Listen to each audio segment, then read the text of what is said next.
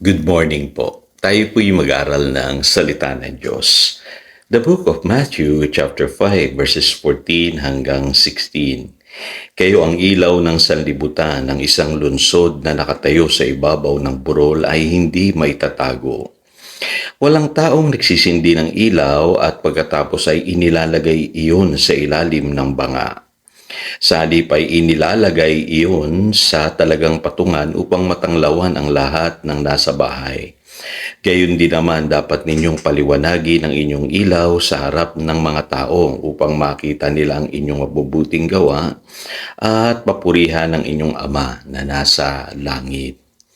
Shine in your workplace. Pwede po tayong mag-shine sa ating pong mga pinagtatrabahuan o dun po sa ating mga trabaho. Tayo po'y tinawag ng Diyos upang maging ilaw ng sanlibutan. At isang bagay na hindi natin nakikita ay pwede tayong maka-impluwensya po sa buhay ng mga taong nakapaligid sa atin, lalong-lalo na po doon po sa lugar na kung saan tayo'y nagtatrabaho.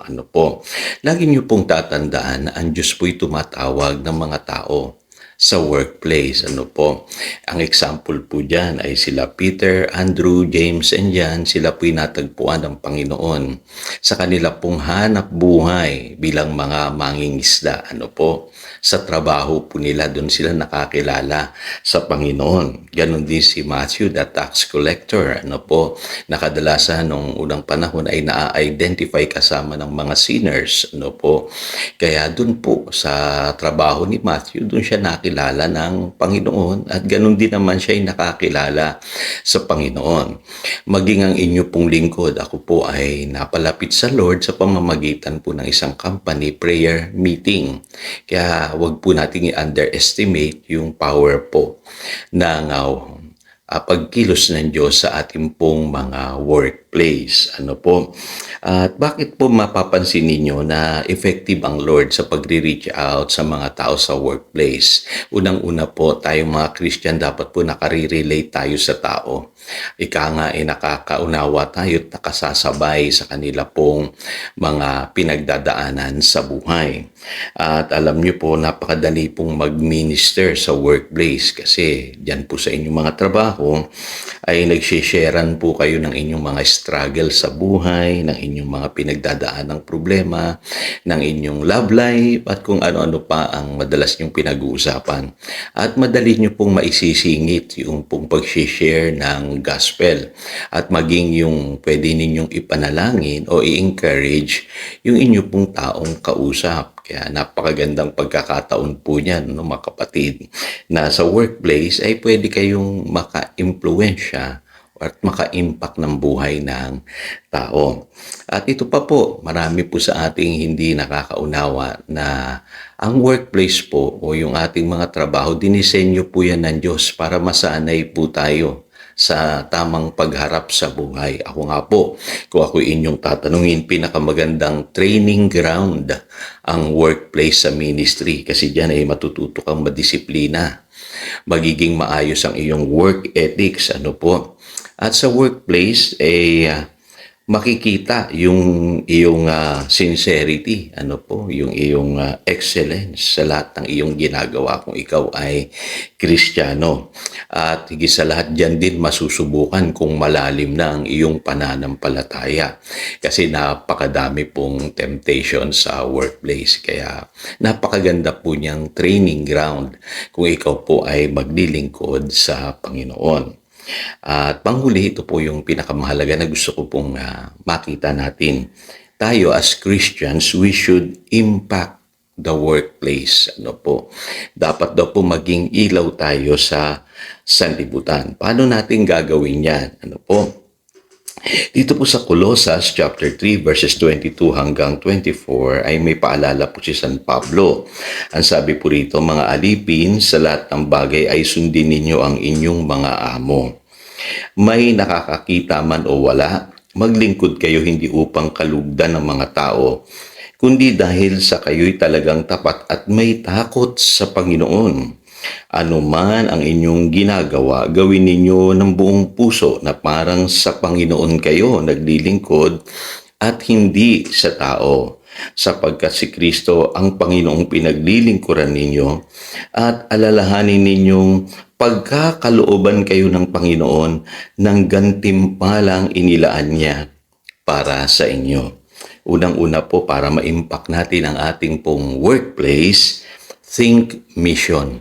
Isipin po natin yung mission natin as Christians. Ano po ba ang mission natin? Maging ilaw sa sanlibutan. Huwag po puro pera ang iniisip natin o yung kumita lamang tayo. Tandaan nyo po, may dahilan kung bakit ka dinala ng Panginoon sa isang lugar. May mission ka dyan. Pangalawa, dito po makikita na dapat tayong mga Kristiyano ay magtrabaho ng maayos, work excellently, work extra mile. Ang sabi po rito, ano man ang inyong ginagawa, gawin ninyo ng buong puso na parang sa Panginoon kayo nagdilingkod at hindi sa tao. Ibang klase dapat magtrabaho ang Kristiyano, dapat po excellent. Ano po? At yung nga sinasabi ko sa inyo, willing tayong mag-extra mile. Ibig sabihin, hindi ho orasan ang basihan ng ating trabaho, kundi ginagawa natin ito para sa Panginoon. Kaya dapat ay mga Christians, tayo po yung mga the best employees. Number 3, ano po? Bilang mga Kristiyano, tayo'y ilaw. We can influence people sa pamamagitan ng ating pong buhay, sa pamamagitan ng ating pananampalataya. Kaya tayo mga Kristiyano, dapat po ay positive tayo palagi. Dapat tayo po yung nag-i-encourage, hindi tayo yung reklamo ng reklamo. Tayo po dapat yung nangunguna sa pananalangin at sa paggawa ng mabuti. Pang-apat po, we should become a model of honesty, sincerity, and truthfulness. Tayong mga Christians, pagka tayo po'y nasa ating mga trabaho, dapat po'y tapat tayo. Sa ating paglilingkod at may takot sa Panginoon. Naglilingkod tayo kahit walang nakamasid sa atin. Kasi alam natin ang Panginoon ang siyang ating pinaglilingkuran. Kaya ang mga Christian hindi yan dapat nai-involve sa mga korupsyon at maling gawain sa kanilang mga trabaho. Dapat po honest tayo sa ating mga ginagawa. Panghuli, lagi nating iisipin na tayo'y nagtatrabaho para sa Panginoon, hindi lamang para sa ating mga boss. At alam niyo po sa Biblia, pinaalalahanan tayo na dapat sundin natin ang ating mga amo palagi. Dapat po ay obedient tayo, submissive tayo sa ating mga boss. Pero at the same time, dapat po isipin natin na hindi lamang tayo sa kanila naglilingkod, tayo'y naglilingkod sa Panginoon. At alam natin na sa buhay na ito, nire-reward ng Lord yung mga naglilingkod sa Kanya. So ano po ang ating aasahan? Sabi sa verse 24, tayo po'y tatanggap ng gantimpala sa ating mga ginagawa. Number 2, tayo po'y mapopromote. Sabi sa Psalm 75, verse 6 and 7, promotion comes from the Lord. Kaya kung ikaw ay Christian at ikaw ay tapat, magtrabaho, maayos magtrabaho, at pinapakilala mo si Kristo sa iyong trabaho, di malayo na ikaw ay gantimpalaan ng Panginoon at ma-promote sa iyong trabaho. Again, ito si Pastor Jojo, nagpapaalala upang daluyan tayo ng pagpapala, manatili tayo sa kanyang salita. Good morning.